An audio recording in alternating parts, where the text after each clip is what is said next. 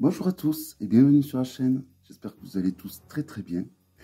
Donc, dans cette vidéo, je vais vous présenter un jeu que j'ai enfin réussi à trouver. Et du coup, j'en ai trouvé même un second que je devrais recevoir très prochainement. C'était pour aller avec un oracle que j'avais reçu l'été dernier. L'oracle du Trilonka. Un magnifique oracle avec des aquarelles à tomber en fait. J'avais eu un gros coup de cœur pour les illustrations de cette aquarelle. C'est un oracle où on peut faire à peu près de tout, hein, du développement personnel, de la divination. Voilà, c'est un très bon oracle pour moi. Mais j'aurais aimé trouver un tarot qui allait bien avec cet oracle et sur ce thème de la mythologie orientale. Et j'ai réussi enfin à trouver un tarot qui se marie très bien avec celui-là. Et un tarot appelle l'autre. J'ai trouvé par la suite, une fois que j'ai reçu celui-là, un autre tarot qui se marie encore mieux avec celui-là. Donc je vous le présente, comme je vous ai dit, je vous le présenterai prochainement. Vous voyez, c'est des aquarelles vraiment à tomber, je trouve.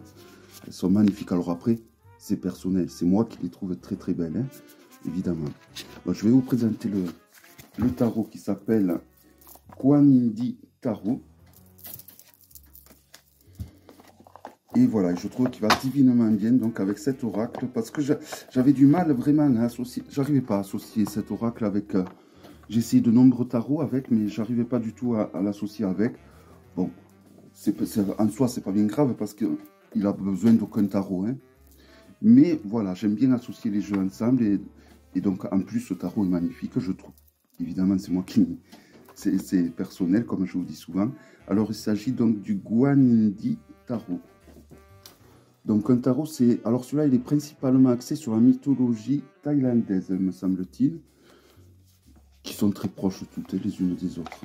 Alors l'oracle, c'est plus la mythologie hindoue, mais ça se rejoint au final, hein. Alors, il arrive dans une boîte en dur, et ça s'ouvre complètement, donc ça ne s'abîmera pas. Donc c'est des boîtes de très très bonne qualité, qui est joliment décorée. Voilà.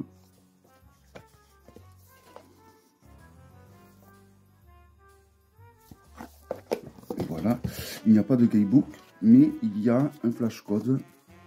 Et c'est souvent pas plus mal. Déjà, ça limite l'exploitation des forêts. Et c'est plus facile à traduire, en fait. Voilà, bon, j'ai pas regardé encore. C'est un tarot qui suit le rider, malgré que ça soit sur la mythologie orientale. Voici le dos, qui permet... non, je pense pas qu'on puisse faire des tirages envers endroit. Non, mais bon. Il suffit de fermer les yeux, il y a toujours des petites techniques, hein. Voilà. Donc du doré et du rouge, hein. Ça rappelle les couleurs de ces pays orientaux, hein. Les lames sont de très très bonne qualité, il n'y a vraiment rien à redire au niveau de la qualité des lames, hein. Si on nous compare à un Grimaud, la hauteur est identique, c'est juste au niveau de la largeur qu'il est un petit peu plus large. Donc c'est parti pour la présentation. Donc il y a des arcanes supplémentaires, donc il y en a 8 me semble-t-il. Je vais vous les présenter à la fin. Et donc je vais vous commencer par les arcanes majeures. Alors il est en désordre, parce que bon, je l'ai un peu regardé. La papesse, ou la grande prêtresse. Alors il y a le titre en gros, et il y a quelques mots-clés en dessous, qui sont en anglais évidemment.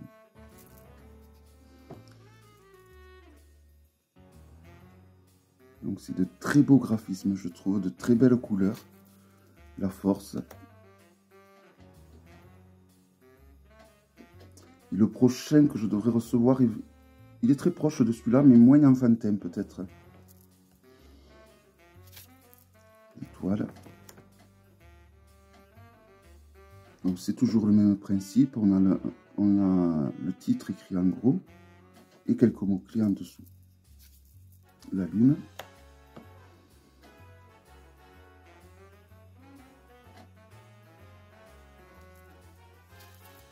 Le soleil.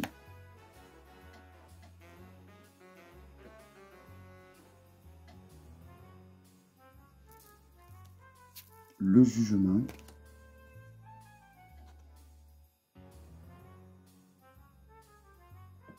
C'est un dieu, je présume, entouré d'âmes.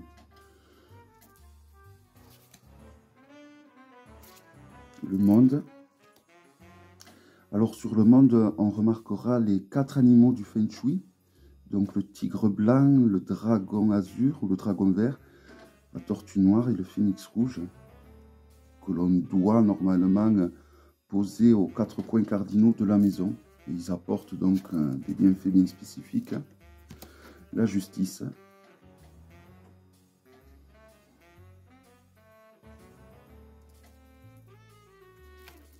Le pendu.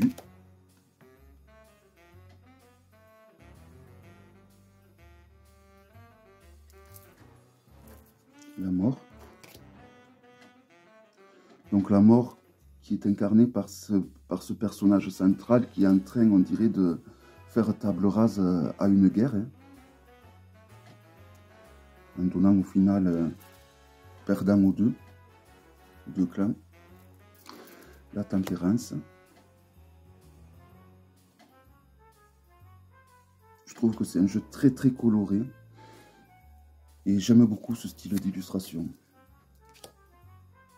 Le diable avec l'un de ses travers qui est la débauche sexuelle et la dépendance du coup au sexe un peu malsain, comme il peut gérer également toutes sortes de dépendances, hein, médicamenteuses, alcooliques.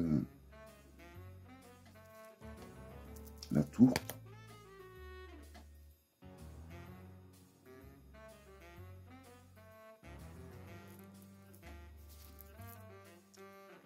La roue de fortune qui est toujours entourée donc des 4 animaux du Feng Shui.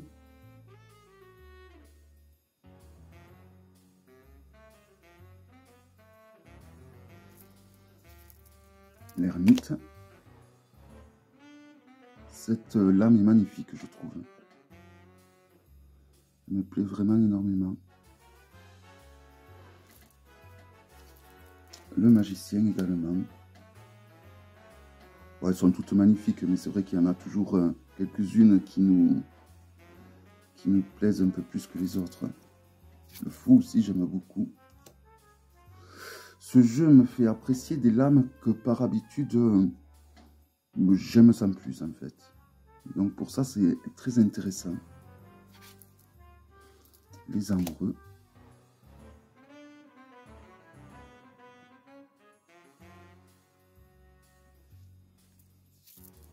Le hiérophant.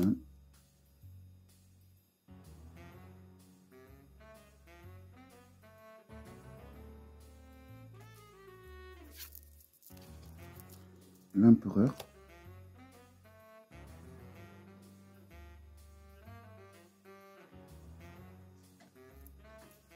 L'impératrice.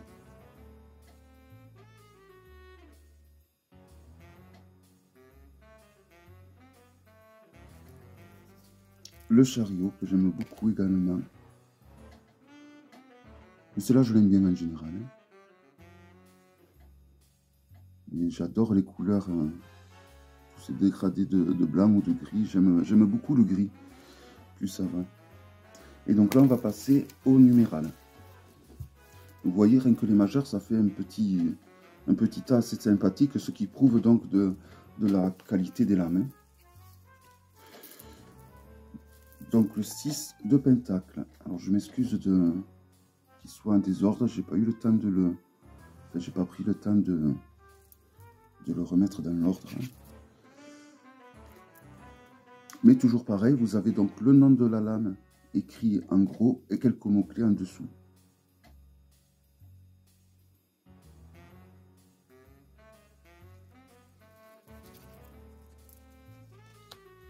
Le 4 de pentacle.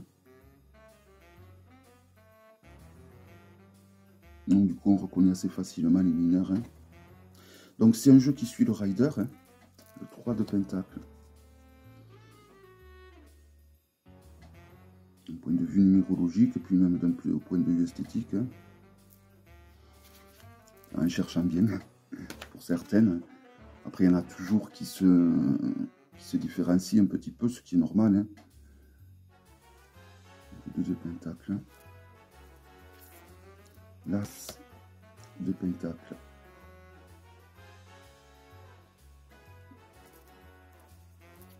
Le Roi des épées.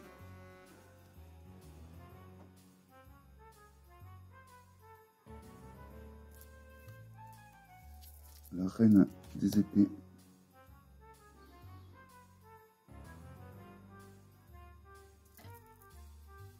Le Cavalier des épées.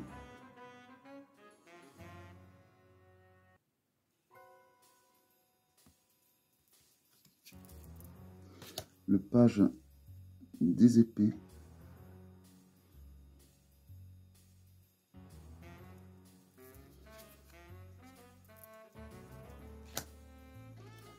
J'adore les... C'est les cerisiers, je pense. Ces arbres roses. J'adore ces arbres. C'est typique du Japon, hein, il me semble.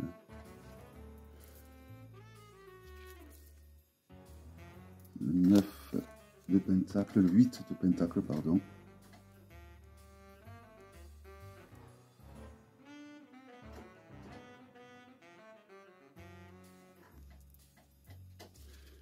Le 7 de pentacle.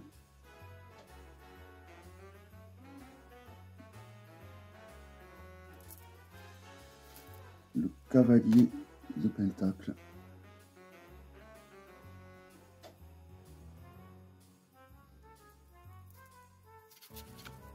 Le Page de pentacle.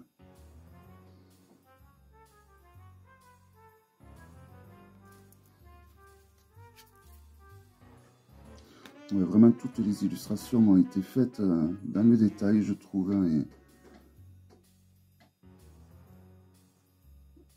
c'est pas un coup de cœur, mais parce que j'ai vu les illustrations du prochain que je dois recevoir. Donc j'attends de le recevoir avant de dire que celui-ci est un coup de cœur, parce que je pense que ça va être plus le prochain. Mais il est vraiment magnifique. Hein. La reine de pentacle.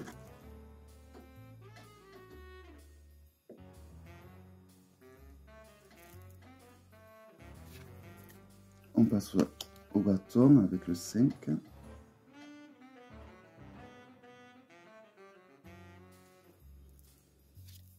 4.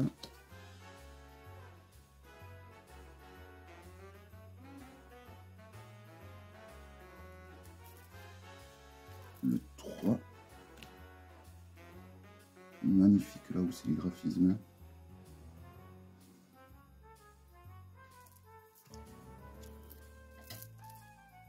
Deux de bâton.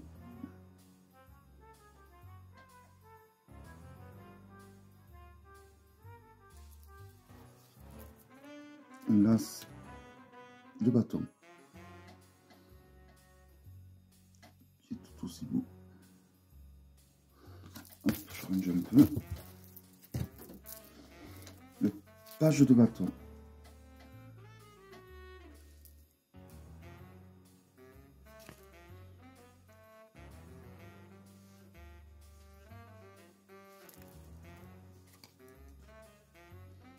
Un temps plus vieux.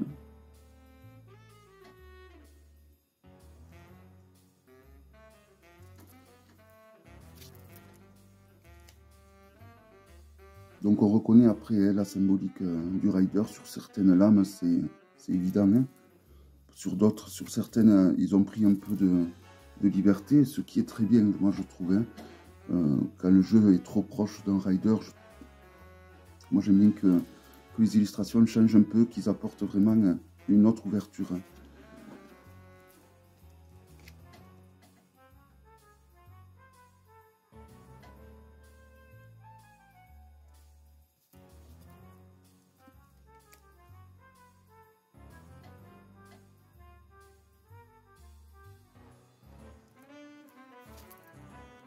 Une as de coupe.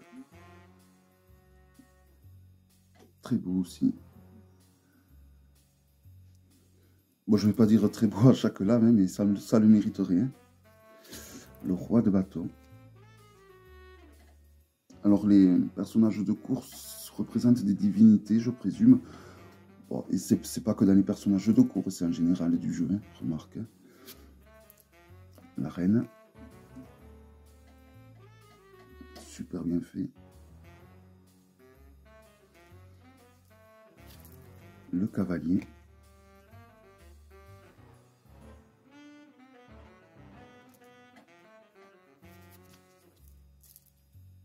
Le 4 de coupe. Le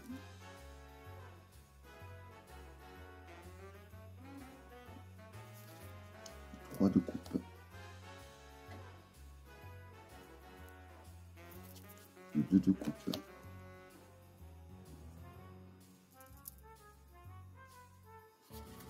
Le 5 de coupe.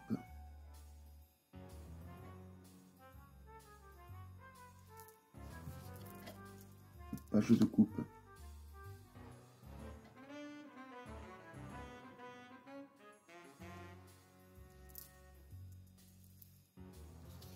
Donc on reconnaît les coupes grâce à ce petit symbole qui est en haut, vous voyez. Je vous montre plus proche, hein. Voilà. C'est souvent ce petit symbole qui apparaît dans les coupes.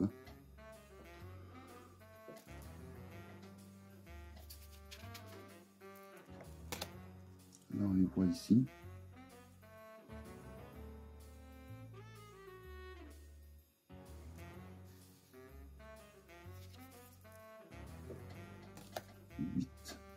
De coupe. On reconnaît toujours les symboles en bas, hein.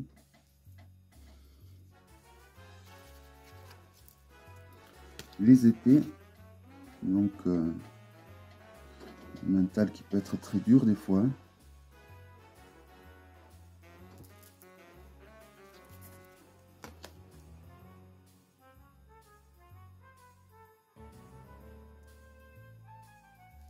Donc on les reconnaît assez facilement, les épées, comme toutes, mais cela particulièrement, je trouvais.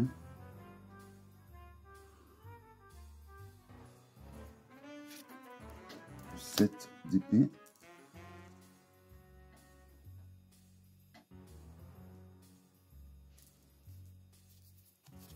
Le 6 d'épée.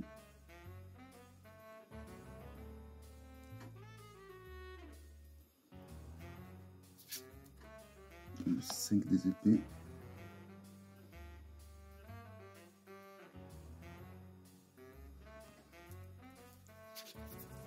Le 4 des épées.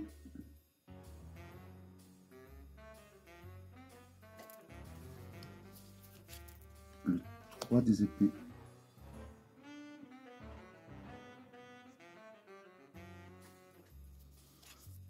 Le 2 des épées.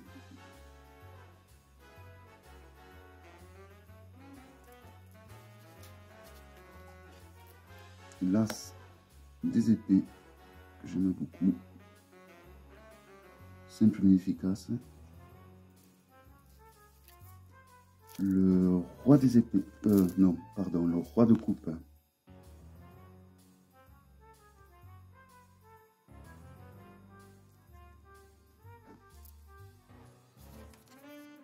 La reine de coupe.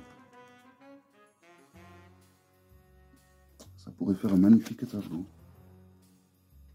Bon, peut-être pas celle-là, mais certaines. Le cavalier de coupe.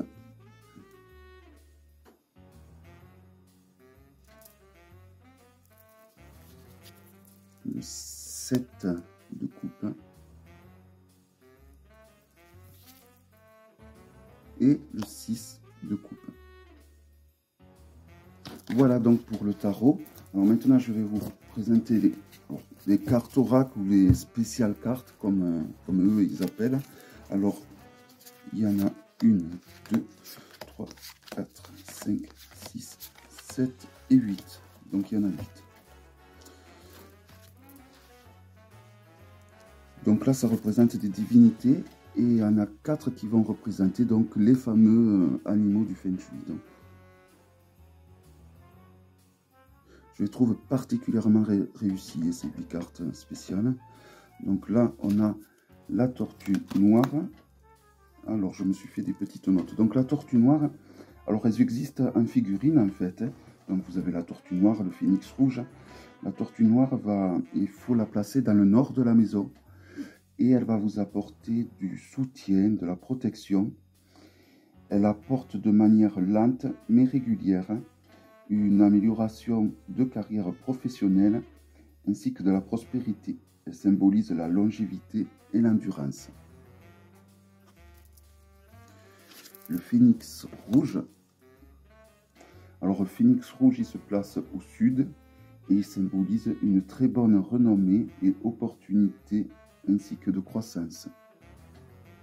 Il est magnifique. Hein? Le tigre blanc.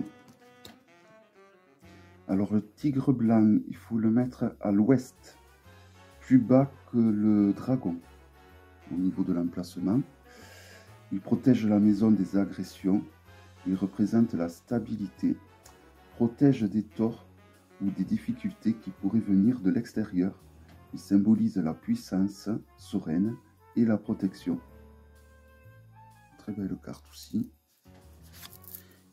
Et on termine avec le dragon vert pour les animaux. Donc le dragon vert se place à l'est, en haut du tigre blanc. Il est de très bon augure, il crée l'harmonie, il apporte la protection, le bonheur et le courage. Il symbolise la fortune et la chance professionnelle. Là on a Kuan Yin, pour ceux qui ont l'oracle de Kuan Yin, une magnifique lame. Et les deux autres, ben, je ne connais pas. Donc, on a Neza. Donc, c'est ces deux qui me demanderont d'aller fouiner sur le guidebook. Et Jijong Yofo.